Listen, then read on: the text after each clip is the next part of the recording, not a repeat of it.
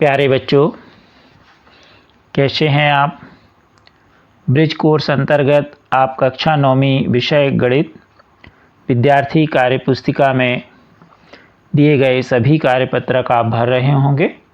आज हम पेज 25 देखेंगे। इसमें आपको अधिगम परीक्षण दिया गया है।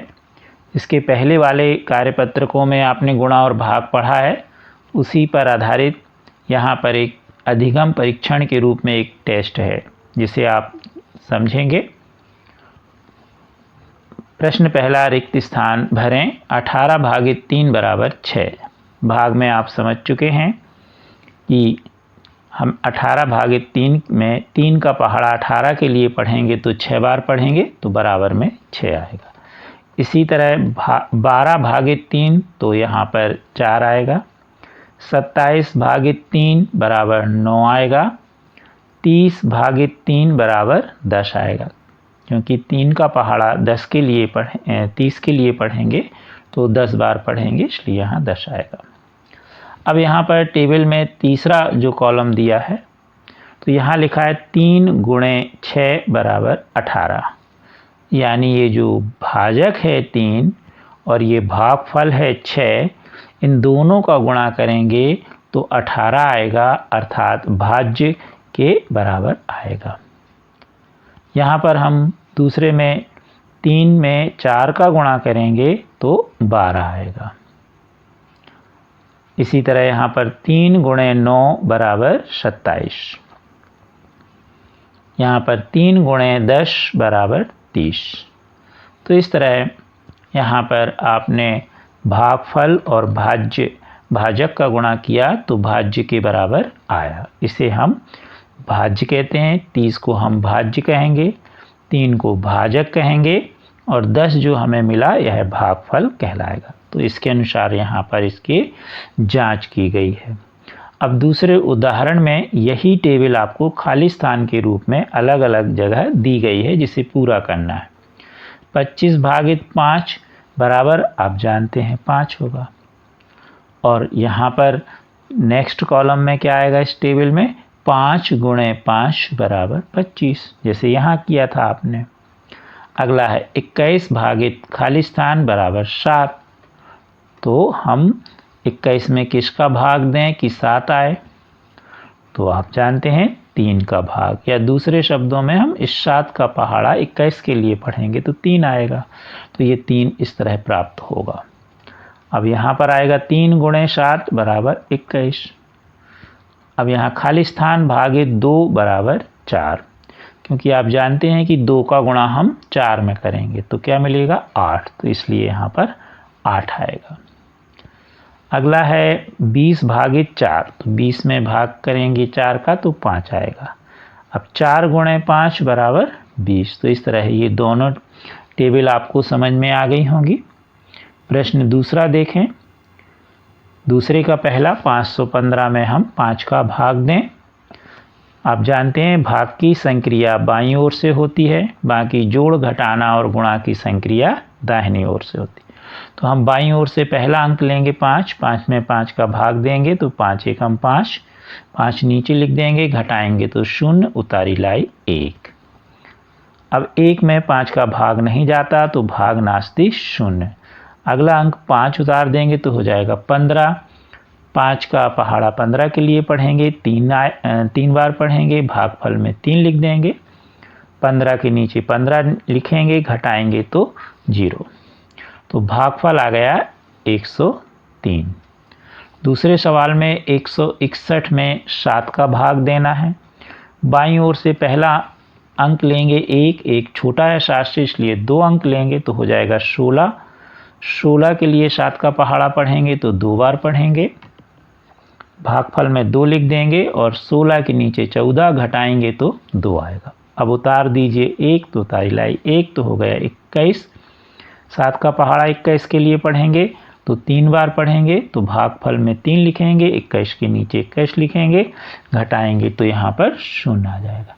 तो उत्तर आ गया 23। अब देखें हम 108 भागित 9।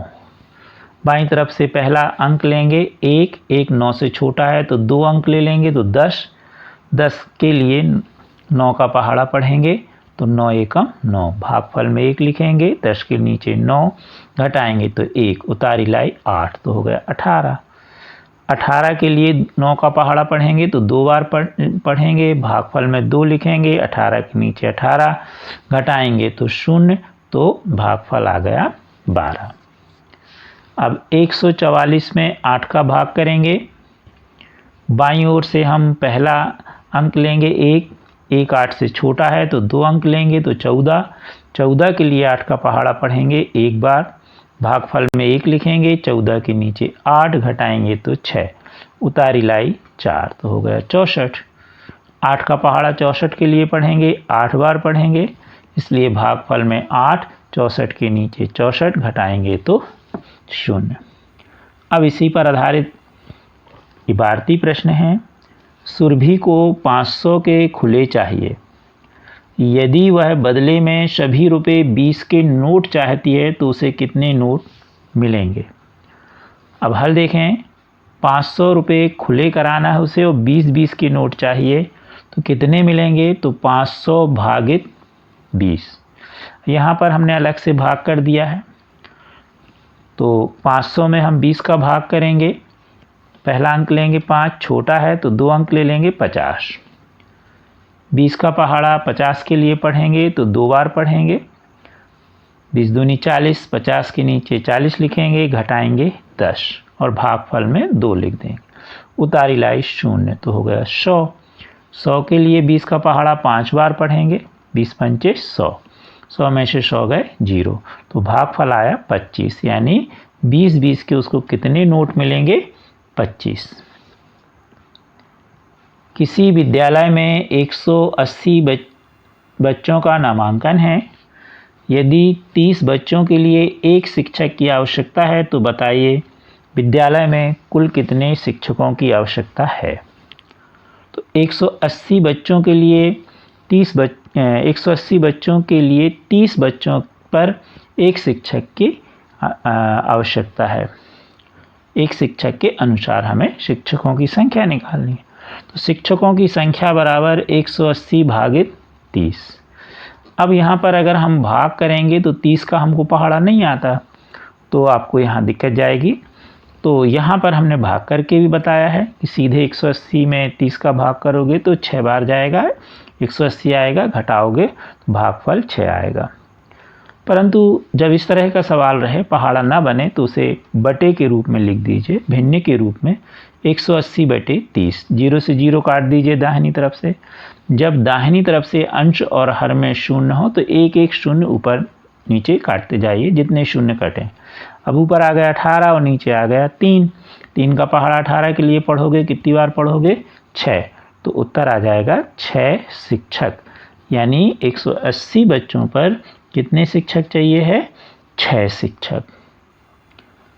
प्रश्न 5वां, 72 फूलों से 6 मालाएं बनाई जाती हैं, यदि प्रत्येक माला में फूलों की संख्या समान है तो प्रत्येक माला में कितने फूल होंगे। क्योंकि 72 फूल हैं और 6 मालाएं बनाई, तो एक माला में फूलों की संख्या होगी 72 भागित 6। अब 72 में हम 6 का भाग करेंगे, अलग से हमने करके बताया। 7 के लिए हम 6 का पहाड़ा एक बार पढ़ेंगे, 7 के नीचे 6 लिखेंगे, घटाएंगे 1, उतारी लाई 2। 12 के लिए हम 6 का पहाड़ा पढ़ेंगे, 2 बार पढ़ेंगे, 2 भागफल में लिखेंगे, 12 में से 12 नीचे लिख देंगे और घटाएंगे तो 0, तो भागफल आया 12, यानी प्रत्येक माला में 12 फूल होंगे। आप सभी को हमारे वीडियो समझ में आ रहे होंगे, आपको गणित सरल लग रही होगी। कृपया हमारे चैनल को सब्सक्राइब अवश्य कीजिए। Thank you.